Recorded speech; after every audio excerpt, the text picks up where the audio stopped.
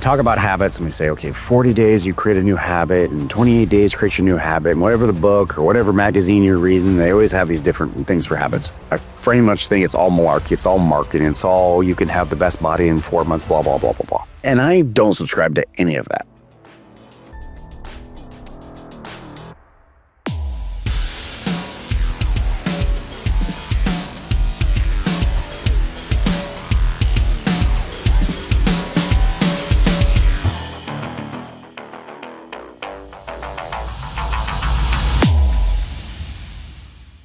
Hello, how's everybody doing? Oh my God, another week has gone by and more progress and everything else. So much on my plate, I can't even tell you. The building doesn't look like it's going to happen, which absolutely sucks.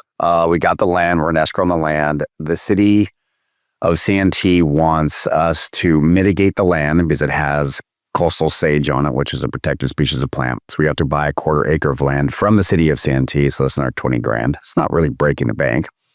Then they want us to redo the sewer underneath the street. So that's 200 grand. And then their fees are 100 and some odd grand. So basically we got 350,000 on top of the purchase price in the land. And we found out that we have to blast. So there's another 100 grand. Then I wanted 7,000 square feet of office, and then the 15,000 to 18,000 feet of warehouse. And so now the building, instead of being at 7.9, we're up to 10.2 million. And my pocketbook doesn't stretch that far. So back to the drawing board we go. I cannot believe that I have to walk out another property on this one, but when it's not in the cards, not in the cards. And thanks to the last 6 years, commercial buildings have more than doubled. So for all of you guys that own a building, congratulations on riding that wave. I missed the boat. That sucked. All right. Well, they talk about habits, right? We talk about habits and we say, okay, 40 days you create a new habit and 28 days create your new habit, and whatever the book or whatever magazine you're reading, they always have these different things for habits. And I don't subscribe to any of that. I very much think it's all malarkey, it's all marketing, it's all you can have the best body in 4 months, blah, blah, blah, blah, blah. What I think creates good habits is repetition. Good repetition. I mean, you can have bad repetition. We've seen people work out really poorly and their body looks all dismembered and figured because they're working out incorrectly to what their body does. You got to have repetition that's well done. But there's repetition that you have put into place, especially for business. You have laid the groundwork, the foundation. Here's our SOPs for bringing on a new hire. And then you're such a good company that nobody leaves for a couple years. And then finally somebody leaves and you got to hire somebody new and you have forgotten all those cool steps that you have done. I got to tell you guys a story here. When I was, 23, I finally got my degree in accounting and I went to work for, I'd say the big five, but I went to work for number 7. It's called Panel Curve Forrester back in the day. And that was the number 7 audit firm of the big five there. And I got there. And he goes, I want you to do taxes, year-end taxes. And then when we're done with the year-end taxes, we'll move you over to the audit. And I was excited to have a job. I was super pumped. I was like, yep, not a problem, sir, right away. And he gives me the packet and I sit down and he just goes, here's your desk, go. He gave me a yellow packet with a bunch of paperwork that I had no idea what it was. You know, when you get an accounting degree, you're still an idiot. Let's not lie here. And there's a lot of paperwork that I had no idea what it was. I had touched on K1s in school. I didn't understand at the time what a K1 was. And he gives me this packet. He didn't show me how to turn on the computer. He didn't explain to me which programs were used. He didn't explain the program that they use for their operating system. Nothing. And so I turned around within 5 minutes and said, I am completely lost. I need my handheld for a couple hours here to get my feet wet and just get going. He goes, well, I don't have time. And I was like, you're paying me to sit here. Like, what a waste of money and assets. He goes, well, go talk to my office manager. I said, okay. So I walked into her office and I said, hey, how you doing? I said, I don't really understand the software. And she goes, well, you're going to have to learn it. Totally snippy. I was like, fine. And I said, well, I can't learn it until somebody at least gives me the layout. Is there an operator's manual? Is there a book? Is there anything? She goes, just go sit at your desk and start. I'll never forget that day because the very next hour, I wrote my resignation letter and I quit. And that owner looked at me and I said, dude, if you can't train me, I'm sorry, but I'm worthless here. And I do know I'm worth something somewhere. So I'd rather go do something productive. And he goes, may I throw this away and I'll train you? I said, great. If I can get trained, I'm good. So he personally trained me for 2 days and then I could do the job. And it was great. And it was fine. He taught me the software and he explained all the fill in the blanks from my software, my accounting degree. And I could actually do what I was supposed to do. So for the next 3 months, I did it. Well, out of the 7 people that were there, we were all under the little junior program. Only one was going to get an offer. I got the offer, awesome, great. But at the time, I was already selling signs part-time. And I was already making more money selling signs part-time than he was going to offer me for a full-time position. So I ended up walking away from that job. But I will never, ever forget the fact that he had no way to train the new employees. And he literally just pawned it off on somebody else. So for me, having had an employee get hired on in a couple of years, I'm now bringing on 2 more employees. I have forgotten what it's like to bring on somebody new and train them.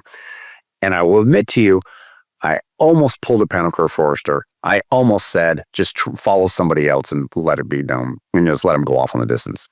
What a mistake that would have been if I had been the lazy one and taken the lazy way out. So I'm learning from my mistakes. I remember back when I was there, young and very excited and energetic, but I had nowhere to go, where to put my efforts. So I can't let the employee that's coming onto the sign company do the same thing. Just want to take a moment to talk about SquareCoil here. SquareCoil has been powering the signage industry since 2011, and we're only growing bigger and better and stronger every single day. Some of the latest updates have just made my life a lot easier. I'm sure it's going to make your life a lot easier. So if you haven't checked us out, go ahead and get on our website, squarecoil.com. Take a look. And if you have an outdated key, an old software program that's going to be closing its doors this year, definitely take a look at us because we can make that transition real simple for you. Take a look at squarecoil.com. So for me, this is a sales position. And so what are the basics? Here's your quota. You got to sell $20,000 worth of signs a month or $50,000 or whatever it is. You have to call these 20 people a month. All the typical BS quota stuff that we throw at our sales staff to try and put a pin in how well they're doing. I subscribe to some of it, not all of it. I'm not going to get in the weeds on that one. But somebody... God, where did I hear this from? I don't remember where I got this from. It was like a month or 2 ago when we were talking about something else, and somebody said, well, what about the personal development of that person?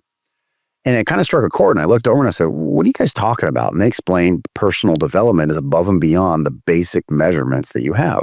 And I said, well, talk to me in like a sales position. I just threw that out there. And they started talking about what it takes to have personal development above and beyond the quotas of that so they actually grow as people. And so we conversed, had conversations. It was actually great. I had a couple of drinks with them. I loved the story that they were doing. And I, kind of bombed their conversation, but they were accepting and I got to have student friends out of it. So it was all fun. I wrote down my notes from that. I got on my iPhone, was writing notes down, and I came back and I regurgitated here the best I could. But one of the things that I really liked was improvement skills on the communication. That was the first one that they talked about. And I'm going to say the first one's probably the most important because it was top of the mind awareness. And they said, work on those skills for communicating. I said, okay, what does that look like? And they said, how long are they listening? How much do they talk? If they're talking more than 50% of the time, they have a listening problem. It should be 60-40 or 70-30. You should be listening a lot more.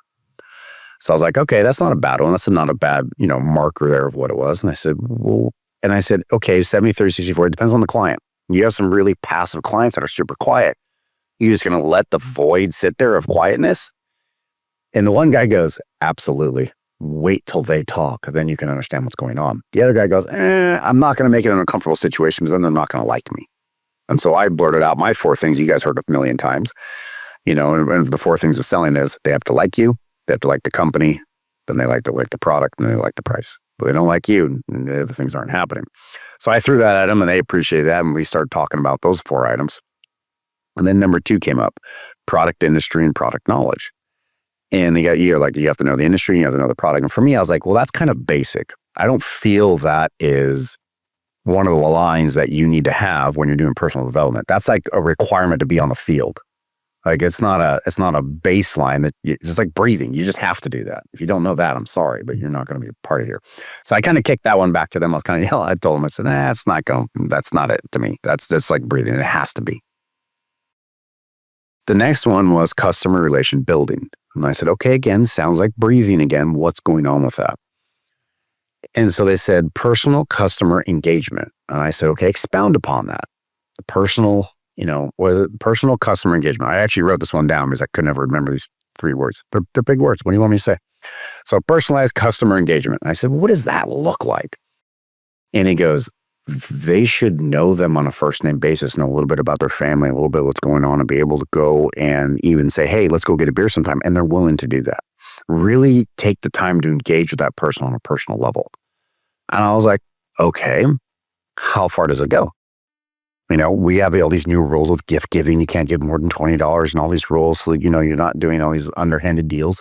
What does that look like? And he goes, when a good relationship is made, when they call him and say, hey, Mark, I'm like, oh, how you doing? And there's just that first name basis, just on point, just flowing. He goes, that's what we're looking for.